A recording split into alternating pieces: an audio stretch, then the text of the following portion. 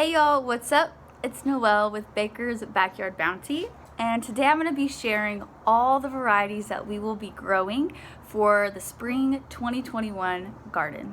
So starting out, we're going to go over our melons. So I have all my seeds organized in, I stole this from my daughter, it's like her Fisher Price farm stand box, but it works great for organizing my seeds. So I have categories based on like brassicas, peppers, tomatoes, roots, melons. So we'll be starting with melons today. So this year we're going to be growing 3 varieties of melons. In the past we've tried growing Moon and Stars watermelons in our side bed and it just completely took over. They grew really well, but just for the amount of space we had, it didn't really make sense like only growing watermelons. We wanted to grow a few more crops than that.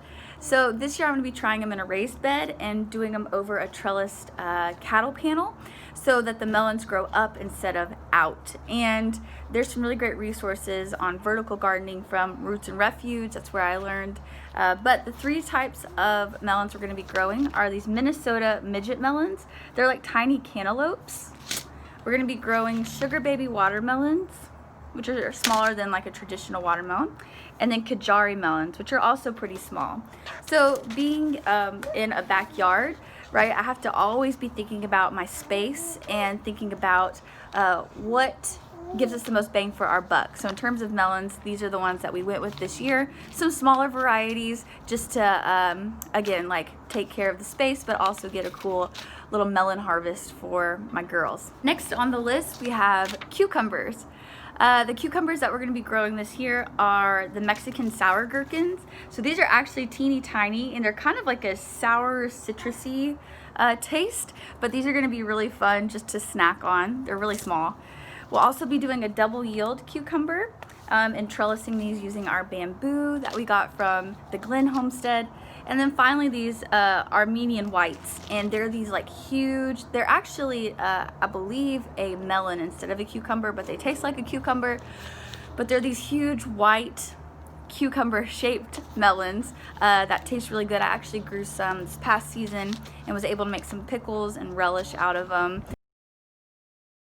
They're great just for snacking as well, but they get really big. So those are going to be our 3 cucumber varieties for this year.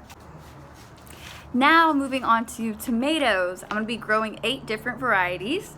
The first is this green zebra tomato. We love fried green tomatoes, and we grew some of these this year a little late in the season, so we didn't get a huge harvest. I tried to do fall tomatoes, but they did blossom, they did fruit. They just didn't have quite enough time to get big and ripe. I'm also going to be doing the red version, red zebra tomatoes. These were really good as well, and again, same thing, we needed more time for them to get really nice and big and ripe, but the plant was really productive. Cherokee Purple had great success growing these in the fall. We're still eating some of these, and they taste really good. They're great size, they're really big, and yeah, we really enjoyed growing these Cherokee Purples. It's a common heirloom variety you can find a lot of places. Paul Robeson. This is the newest one that I ordered. Never grown these before, but I like the deep red color. It's almost like a dark like wine color. So hopefully these will be a good variety for us this year. I'm feeding a baby over here at the same time. Reed picked these out. They're called Canner Whole tomatoes, and I'm not sure what drew him to these, but it's a variety that originated in Germany, hence the name, and they look really nice and bright and flavorful. So as you can see, they're like a big slicer tomato. So I'm excited to try these. And then I ordered these from Wild Boar Farms, 3 different varieties. They don't have the picture, so I'll try and add it into the video. But Brad's Atomic Grape is supposed to be extremely prolific and taste amazing. So we're going to try those this year. We didn't really enjoy the grape tomatoes that we got at the nursery locally that we grew. They didn't have much flavor, so I really wanted to try and get some good grape tomatoes this year because we eat a lot of those. Also did the blue boar berries. So this is a blue variety, a dark blue variety of a grape tomato. And then finally the Lucid Gem. It's like a yellow heirloom variety, a big slicer. and never grown it before, but super excited to see how it works for us. Now, squash. So I don't know about you guys, but we have had a really hard time growing squash. They always get the squash vine borers or the powdery mildew. Like, we just have not had a good squash crop, whether it be like the yellow summer squash or the green zucchinis, or I even tried butternut squash this year, and same thing, like it just did not take off and eventually just petered out. But after going online to the Homesteaders of America conference and listening to the owners of Haas Tools talk about some of the best crops for the garden, they spoke about these being pretty pest resistant and good for our zone 8A, 8B. So I have the Cherokee Tan Pumpkin that I'm gonna be trying, and then the red curry squash. Also, they mentioned a blue Bayou pumpkin, which I haven't bought yet, but I'm really interested in getting, and it should, I believe it's mildew resistant. So if you're having a hard time growing squash, don't give up. We might just have to think outside the box, and that's what we're trying this year. The bean varieties that we chose to go with are a little different than what we grew this last season. So last season I grew these dragon tongue beans, which are a bush bean. So if you don't know the difference, I didn't when I first started. The difference between bush beans and pole beans is that bush beans are determinate, so kind of like a determinate tomato. They only get a certain size. So, and once they're done setting fruit, they're done. On the other hand, pole beans are basically like indeterminate. They just keep growing and growing and growing. Bush beans don't need a trellis. Pole beans do. They need something to climb up. So that's just a good thing to check when you're buying bean varieties. Is it a bush bean, or will it need some trellising and some support? And also more space. So dragon tongue bean is the only bush bean that we chose to go with this year, and they're beautiful, as you can tell, like speckled purple and green, but when you cook them they just look like normal green beans. Back to beans. Okay, so the pole varieties that we chose this year are the Cherokee Trail of Tears beans. Honestly, I don't know what drew me to this, but I just want to try and see what these are like, how they taste, how they save. The old Homestead beans, very similar to like the Kentucky Wonder pole bean, just like a classic tried and true green bean. Greasy Grits beans, just like the name, wanted to try it, see if it tasted any different than my Kentucky Wonder or my old Homestead beans.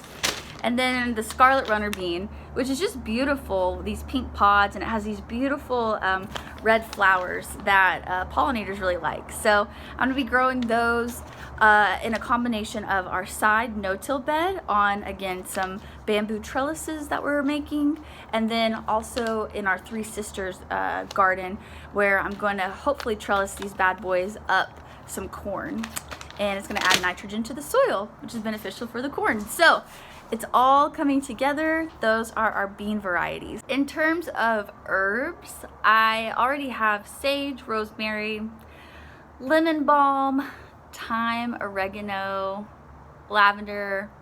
Did I say rosemary? I have those going already. But what I'm going to be adding to that is this chamomile, this Zloty Land chamomile, to make teas, as well as some lemon basil. We're trying that this year.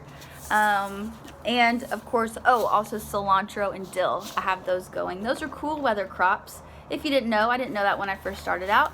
So looking up what cool weather herbs versus warm weather herbs will keep you having an herb garden all year round, which is really cool because that's something super accessible. If you're a beginner gardener, just make an herb garden. It makes you feel successful putting basil in your pastas or putting rosemary in, like your chicken dish. It just makes you kind of get a taste for growing your own food and cooking with it. And herbs are really easy to grow and they're really easy to cook with. So I'd say start there if you feel overwhelmed. Those are herbs. And then for the carrot varieties I'm going to be growing this year, I'm going to be doing these maybe like just really soon because they do best in the cooler weather, like they can go through the spring. So for our early spring crop, I'm going to be doing these carrots. We have the Amarillo carrot. We have the Long Rouge Sang carrot, which looks just beautiful. Black Nebula, Cosmic Purple, and the Pusa Aceta black carrot. These taste, I think, sweeter with the cooler weather, and I've grown some carrots earlier this season that taste kind of woody. It depends on the variety that you get as well, but also the time of year. So when it's cooler, you get more sugars in the carrots, and I'm excited to try these varieties. Most of these are new to me.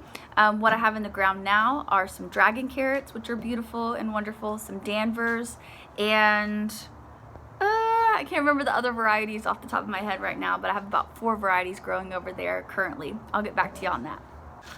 Okra. Okra is a super easy crop to grow, especially here in Texas. It is great with extreme heat, doesn't need a ton of water, and is really prolific. So we were harvesting okra pretty much like every single day this summer, and if we missed a day or two, the pods would get way too big and would be tough, and we just have to compost them or feed them to the chickens. The chickens even got sick of eating okra, but we were able to freeze some, give some away, but this year I really want to have a good stock of okra. So the varieties that we're going to be growing are this Hill Country Red okra, which is kind of like a squattier pod. Just this basic green okra. I think it's similar to like Clemson Spineless. This is what we grew. We had 6 to 10 plants. I think we had 10 plants, and that was like good for us. We had so much okra. So this was a good grower for us, just a basic green okra. And I'm excited to try this year, this Jing Orange okra. Just something fun to try, like, again, why not? I think I've convinced my friend JC to order the pink variety of okra. It's like a bubblegum pink variety, I forget the name. And we're gonna trade seeds. So I'm gonna give her some of this Jing Orange, she's gonna give me some of the pink, so we can kind of do a little experiment this year. You really don't need, most of the time, the whole seed pack. It's a lot of seeds. Plus, if you're saving seeds each year, then you're set. And okra seeds are super easy to save. You just let the pod dry out on the stalk, and then boom, it's full of just these beautiful round balls of okra seeds. So really easy, and I would suggest this if you're a beginner gardener, grow some okra. It tastes really good, and it's really easy to grow, and it makes you feel kind of like bad to the bone because you grew something and you fed your family. So we're big fans of it. Next up, we have peppers. So with the peppers, what I'm going to be growing this year, and this was really like Reed's baby, is the pepper choices, but we're going to be making spices out of some of these. We have this Rooster Spur pepper. These are beautiful. You see them a lot like for ornamental gardens, but we're growing it actually as a crop, and you can grind it up and make chili powder out of this. And so that's what we're going to try and do. Dry it and grind it for chili powder. We use a lot of that. This Tola Sweet Italian pepper. So just a beautiful classic red pepper, and we can make sweet paprika out of this one. And then Ralph Thomason squash pepper. He chose this one. It has a sweeter flavor, just a medium heat, nothing too crazy. And then we have shishito peppers, and I saved these seeds from our shishito plants that we had this year. I planted the shishitos too late in the summer. It was too hot, so they really like didn't take off because they were just still small plants. And I got those at a nursery, Blue Moon Gardens here in Edom, Texas. But once it got cooler in the fall, the shishitos took off. So it wasn't, I'm not saying cold by any means, but cooler than like the heat of the summer, July, August. So now I know, like, you know, with my peppers, start them a little bit earlier or much earlier so that they get a nice, good established system to make some great fruit for us. The corn that I chose that I'm trying in my Three Sisters garden is this Golden Bantam corn. It's just a very classic variety. I've never grown corn before, but it's something I've always wanted to try. So this is really kind of like my test garden, and it'll be in the Three Sisters garden. So I'll probably only grow about like 8 stalks just to see how it goes. Don't be afraid just to try things. That's how you learn. I think that's how you learn the best. It's just by giving it a try and maybe messing up. But a seed pack, it's like what, $2 to $4 worth the investment, because maybe you'll get some food out of it. Tomatillos. So we make tons of like Mexican food. We make a lot of salsas. So Reed's gonna be growing these purple de milpa tomatillos. It'll be I think our first time to grow tomatillos. He might have done it once before I moved in, but trying just one variety of tomatillo this year. Sweet potatoes, which I'm going to be growing from just an organic sweet potato that I get at the store. You cut it in half, stick some toothpicks in the side, and submerge the sweet potato, just the bottom of it, in water where you made the cut, and the pointy end of the sweet potato goes up and it starts growing these slips. They're just like basically little sprouts from the eyes on the sweet potato.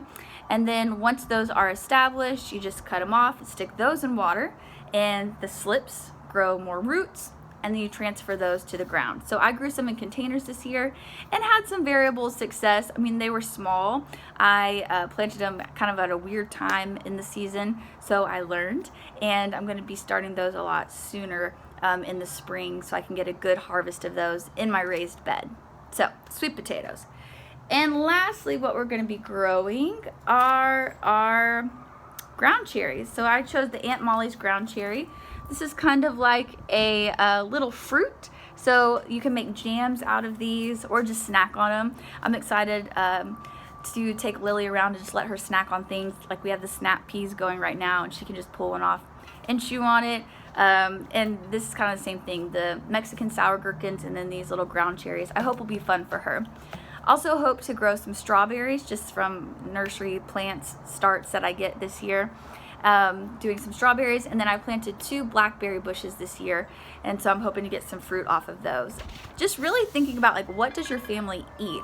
That's what's important. Don't grow something you guys aren't going to eat. That doesn't make sense to use resources on that unless you just really want to give it a try. But I just tried to really keep in mind this year, like, what will my family eat? We eat a lot of beans, we eat a lot of tomatoes, we eat a lot of peppers, which can also double as ingredients for making spices, which we use a lot of, melons, these ground cherries, strawberries.